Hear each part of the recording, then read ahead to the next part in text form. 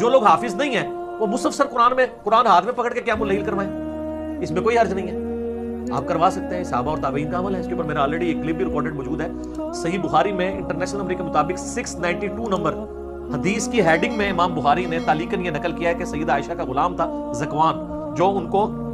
نماز پڑھایا کرتا تھا مصحف اپنے ہاتھ میں پکڑ کے، لیکن امام بخاری نے اس کی سند نہیں لی۔ نحمدہ ونصلی علی رسولہ الکریم، اما بعد، لا یکلف اللہ نفسا الا وسعها، اما بعد، کلم الناس علی قدر عقولہم۔ عزیزان محترم، آج کے اس پرفتن دور کے اندر ایک فتنہ آپ کے سامنے ہے، نام لینا وضاحت کرنے کی ضرورت نہیں ہے، آپ نے کلپ ملاحظہ کیا، اس میں پھر یہ فتنے والی بات ہے کہ قرآن کریم کو دیکھ کر اور کھڑے ہو کر قیام اللیل کروا سکتی ہیں، یعنی مصحف ہاتھ میں اٹھا کر آپ تراویح کی نماز پڑھا سکتے ہیں، بلکہ تراویح تک بھی نہیں، سنن و نوافل سب میں جائز ہے، سب کچھ آپ کر سکتے ہیں، اور اس میں فرض نماز یا نفلی نماز کی کوئی تخصیص نہیں ہے، اپنی اصل میں یہ چیز ثابت ہو گئی ہے، تو اس میں فرض و نفل کی کوئی تخصیص نہیں ہے، اپنی اصل میں چیز ثابت ہے کہ آپ اس طریقے سے دیکھیں کتنی کنسنٹریشن ہے، آپ کو تراویح پڑھنا آسان ہو جائے گا، ادروائز آپ کو تو کوئی انٹرسٹ نہیں ہے سوائے طرز کے، بس ٹون کے ساتھ لوگ چل رہے ہوتے ہیں، اور بعض تو اس میں ہوتے ہیں کہ بس یا لمو تعلمو سمجھ آئے 20 منٹ میں 20 تراویحیں ختم ہو جائیں، حالانکہ اس کا مقصد تو قرآن سننا ہے۔ میرے خیال میں ایٹ لیسٹ تراویحوں میں 2 گھنٹہ چاہیے ہوتا ہے، اگر آپ نے مصحف کا اتنا حصہ پڑھنا ہے کہ آپ ایک رمضان میں پورا قرآن مکمل کریں، تو گھروں میں تراویح کا اہتمام کریں، مسجد میں اگر نہ بھی ہوئی گھروں میں جماعت کے ساتھ کریں، خصوصاً جو بچے حافظ ہیں، لیکن وہی کوارنٹین میں ہی رہتے ہوئے یہ نہیں ہے کہ ایک بچہ دوسرے گھر میں جائے پھر ایشو اپنی جگہ رہے گا، اپنے اپنے گھروں میں رہے، دیکھ کے تو ہم قرآن پڑھ ہی سکتے ہیں نا۔ اب آپ دیکھیں کہ سواد اعظم کس پر ہے، نبی پاک علیہ الصلوۃ والسلام نے سواد اعظم کا حکم دیا ہے، امام قزوینی نے ماجہ کے اندر یہ حدیث نقل کی ہے کہ نبی پاک علیہ الصلوۃ والسلام نے سواد اعظم کا حکم دیا ہے، جب فتنے برپا ہو رہے ہوں،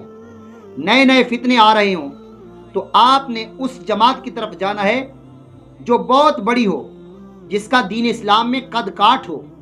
جو بہت بڑی ہو، جس کی کثرت ہو، اس جماعت میں آپ نے داخل ہو جانا ہے، وہ صحیح ہوگی، میرے آقا علیہ الصلوۃ والسلام نے بتایا ہے۔ اب اس ٹیڈی مجتہد کی جماعت کتنی بڑی ہے، اس کا کتنا قد کاٹ ہے، اور یہ آقا علیہ الصلوۃ والسلام کے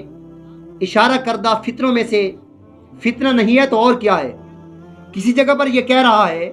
کھڑے ہو کر پیشاب کرنا جائز بھی نہیں بلکہ سنت مبارکہ ہے، تو سر کھڑے ہو کے پیشاب کرنا نہ صرف جائز ہے بلکہ سنت مبارکہ ہے، امت کے لیے ایک رول ماڈل نبی علیہ السلام نے آسانی دی ہے، لیکن یہ مرد کے لیے، ظاہر عورتوں نہیں کھڑے ہو کے پیشاب کر سکتے۔ اور اس طرف کہہ رہا ہے کہ قرآن کریم جائز ہے کہ آپ اس کو ہاتھ میں اٹھا کر، صحابہ کرام سے ثابت ہے کہ ہاتھ میں اس کا مصحف اٹھا کر آپ تلاوت کر کے تراویح پڑھا سکتے ہیں۔ ماہ رمضان کا مہینہ ہے، اور ماہ رمضان کے مہینہ کے اندر پھر لوگ اگر یہ ویڈیو دیکھ کر اٹھا کر پڑھنے لگ جائیں، معیوب بھی ہے، اور شریعت اسلام کے اندر امام اعظم ابو حنیفہ رحمۃ اللہ تعالی علیہ نے کہا ہے اگر آپ نے عمل کثیر کر دیا نماز کے اندر تو نماز فاسد ہو جاتی ہے۔ جب امام نے مصحف سے دیکھ کر قرات کی تو امام ابو حنیفہ رحمہ اللہ کے نزدیک نماز فاسد ہو جائے گی، اور امام ابو یوسف اور امام محمد کے نزدیک نماز مکمل تو ہو جائے گی، البتہ وہ فرماتے ہیں کہ نماز مکروہ ہے، کیونکہ کتاب جو آپ ہاتھ میں اٹھا کر تلاوت کر رہے ہوں گے تو وہ مشابہ ہوگا اہل کتاب کی عبادت کے۔ تو امام ابو حنیفہ رحمہ اللہ کی دلیل یہ ہے کہ مصحف کو اٹھانا اور اس کو پڑھنا اور اس کے ورق پلٹنا عمل کثیر میں داخل ہو جاتا ہے، اور جس نماز کے اندر عمل کثیر داخل ہو جائے وہ نماز فاسد ہو جاتی ہے۔ اب یہ کہہ رہا ہے کہ آپ موبائل سے بھی، ٹچ موبائل نکال کر اس سے بھی آپ قرآن پڑھ سکتے ہیں، اور یہ عرب کے اندر پایا جاتا ہے۔ بھائی آپ اس مسئلے پر اگر غور کریں گے تو آپ اصل دین سے دور ہو جائیں گے۔ تو یہ کوشش کرتا ہے اس کے اندر بیچ میں مسئلہ بھی ایسا چھوڑتا ہے جس پر لوگ جو ہے ہکے بکے ہو جائیں اور اس کے مسئلہ کو سنتے رہے، عمل کرنا نہ کرنا یہ تو پھر بعد کی بات ہے۔ لیکن دین کے اندر انتشار تو یہ پیدا کر رہا ہے۔ میری آپ سے التجا ہے کہ آپ اس کے کلپ کو نہ سنا کریں، بلکہ کوشش کر رہا ہوں جس نے نہیں سنا نا، پھر میں اپنی ویڈیو میں اس کے کلپ کاٹ کر لے آتا ہوں تاکہ وہ بھی سن لے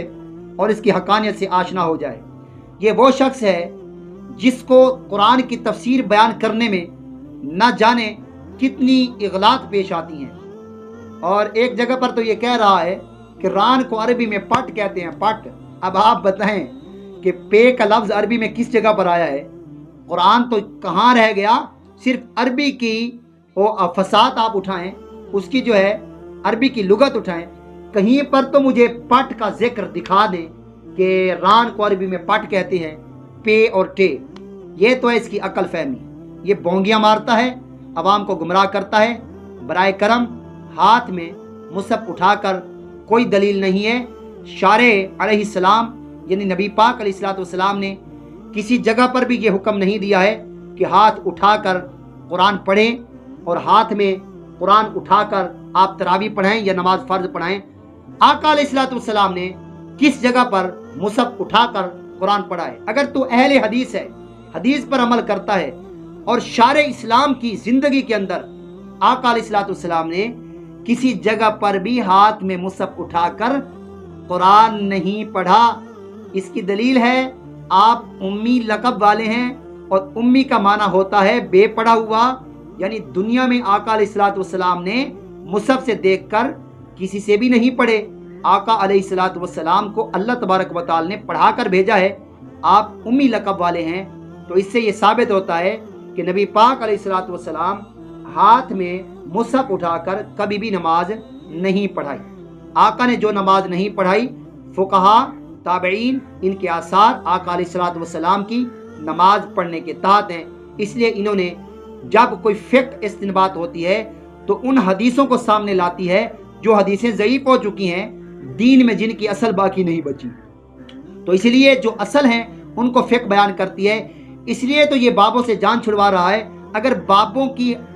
بیان کی ہوئی فقہ کو میں مان لوں تو پھر مجھے کون مانے گا؟ یہ خود کو منوانے کے چکر میں ہے، اور خود کو ہمیشہ ابلیس نے منوایا ہے۔ آج تک بھی ابلیس خود کو منوانے کے در پہ ہے، لیکن اس کو مان وہی جاتے ہیں جو اس کے اصل چیلے بن جاتے ہیں، اور اس کو وہ نہیں مانتے جو نبی پاک علیہ السلام کے غلام ہیں اور ان کے غلاموں کے ساتھ ان کی محبت ہے۔ اللہ تبارک و تعالی ہمیں ایسے فتنوں سے بچنے کی توفیق عطا فرمائے۔ اس ویڈیو کو زیادہ سے زیادہ شیئر کریں تاکہ لوگوں تک پہنچے اور اصل دین کی طرف راجع ہوں۔ وما علینا الا البلاغ۔